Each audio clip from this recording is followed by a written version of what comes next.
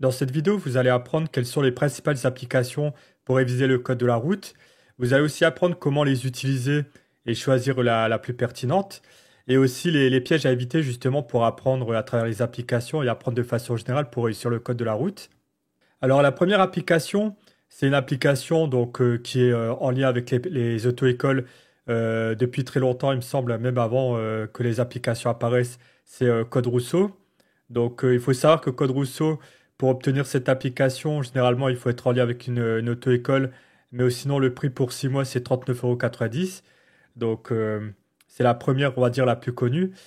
Ensuite, Ornicar. Alors là, c'est un peu spécial. Donc, vous avez un tarif à 14,99 € pour 6 mois, ou alors vous avez un tarif d'environ 3 € par mois, tout simplement.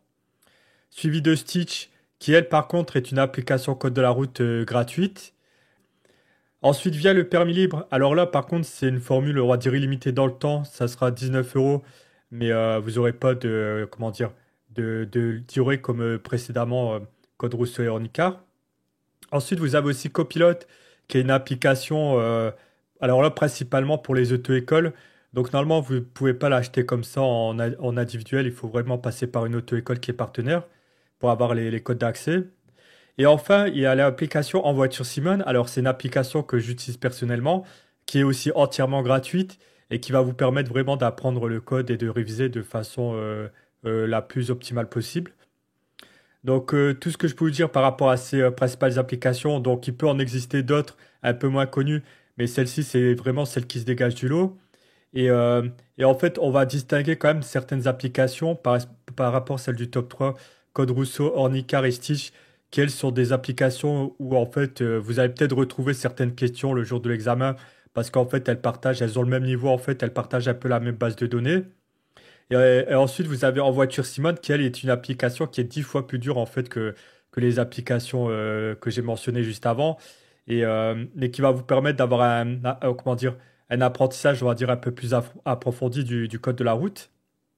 Alors, au niveau de l'apprentissage, premier conseil que je vais vous donner, c'est que vous pouvez oublier le livre du code de la route si vous l'avez reçu. Alors, c'est très bien, vous pouvez vous en servir comme un calmeuble, etc.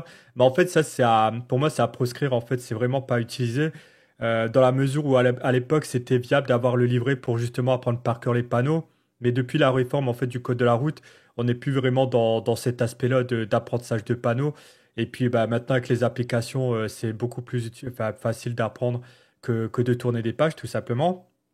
Donc, au niveau aussi des auto-écoles, je sais qu'il y a beaucoup de personnes qui vont quand même continuer à passer comment dire, faire des formules et passer le code avec une auto-école.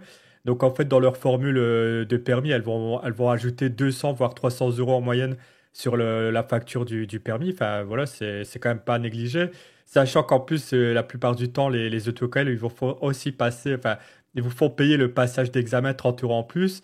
Donc, vraiment, si vous pouvez éviter, pour les auto-écoles, allez seulement faire la partie pratique conduite et pour la partie code, faites-le de votre côté avec les applications et passez vous-même en fait avec les 30 € dans un centre agréé. Comme ça, vous allez économiser 200 à 300 €. Et donc, ensuite, voilà pour la partie vraiment apprentissage d'application. Moi, je vous recommande, c'est En voiture Simone. Alors, c'est pas pour leur faire la publicité, mais c'est parce que c'est l'application que j'ai utilisée pour apprendre le code et pour l'obtenir, tout simplement. Et donc, au niveau du rythme d'apprentissage, en moyenne, entre 1 et 2 semaines, si vous apprenez, vous avez un bon niveau avec En voiture Simone et, euh, et vous pouvez tenter un passage. Au niveau de l'apprentissage, comme j'ai dit, le délai, c'est 1 à 2 semaines. Et quand je dis apprentissage, je fais très attention de ne pas faire. Alors, ça, c'est un écueil que beaucoup font, c'est les examens blancs. Donc, faites surtout pas ça parce qu'en fait, c'est pas le meilleur moyen pour apprendre. Les examens blancs, je rappelle que c'est juste en mode, on vous met en situation d'examen. Vous avez 20 secondes sur chaque question pour répondre et pour valider vos réponses. Alors là, par contre, c'est quelque chose vraiment à éviter, surtout quand vous commencez à apprendre le code. Il faut surtout alterner, en fait, c'est tout ce qui est série simple, classique et série thématique. Vous alternez ça un jour sur deux et, euh, et vous faites environ 2 à 3 séries par jour. Et à la fin des 2, 3 séries, par exemple, une fois que vous avez fait 6 ou 8 séries, là, vous pouvez tenter un examen blanc pour justement vérifier votre niveau. Parce qu'en fait, c'est ça le propos des examens blancs. C'est pas vraiment d'être en mode apprentissage, c'est vraiment de tester votre niveau pour vous situer par rapport à l'examen. Donc le score à viser quand vous êtes sur En voiture Simone, moi je préconise c'est entre 30 et 35. Ne cherchez surtout pas à faire 40 sur 40 parce que vous allez voir que c'est très dur avec En voiture Simone. Et il faut savoir que sur En voiture Simone, quand vous faites entre 30 et 35, c'est comme si sur les autres applications, vous faites entre 35 et 40. Et donc, bah, entre guillemets, vous avez des grandes chances d'avoir le code. Et vraiment de viser en fait cette routine-là pour essayer de s'imprégner du code pendant 1 à 2 semaines, 2 à 3 séries par jour. Et au bout de 6 8 séries, vous faites un examen blanc juste pour tester votre niveau.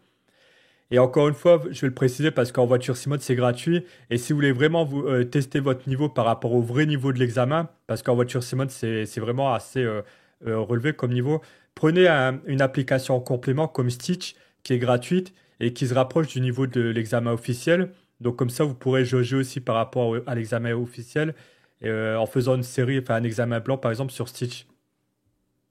Et donc aussi un autre conseil que je peux vous donner, c'est vraiment d'éviter d'apprendre par cœur. Ça, c'est vraiment le piège. Je vous en ai parlé par rapport aux examens blancs parce qu'en fait, ce qui se passe, c'est que beaucoup vont chercher à faire beaucoup d'examens blancs en essayant de retenir par cœur les questions et les réponses. Enfin, surtout les questions et juste savoir quoi mettre. Et c'est vraiment pas la bonne pratique. Pourquoi? Parce que vous allez vous mettre en stress. Alors, je sais qu'il y en a peut-être beaucoup qui vont se reconnaître parce je sais qu'il y a beaucoup de personnes qui recherchent la meilleure application qui va vous donner exactement les mêmes questions que le jour de l'examen. Mais faites surtout pas ça parce que en vrai, peut-être que vous allez avoir 1 ou 2 questions que vous allez retrouver le jour d'examen, mais vous allez vous mettre en situation de stress parce que si jamais vous faites de l'apprentissage par cœur, quand vous allez faire l'examen, en fait, vous allez être en mode ouais, j'espère que j'aurai vraiment les questions que j'ai appris par cœur et tout pour pas me tromper. Et du coup, si jamais vous faites l'examen et que vous n'avez pas les questions que vous avez appris, bah, vous allez commencer à douter, à paniquer et du coup à vous tromper de réponse. Donc c'est vraiment terrible en fait de venir avec cette condition-là. Alors il y en a peut-être qui vont réussir à passer comme ça, mais ça va être en mode stress et c'est vraiment pas quelque chose que je recommande. Donc vraiment faites la méthode que je vous ai dit juste avant pour vous imprégner du code.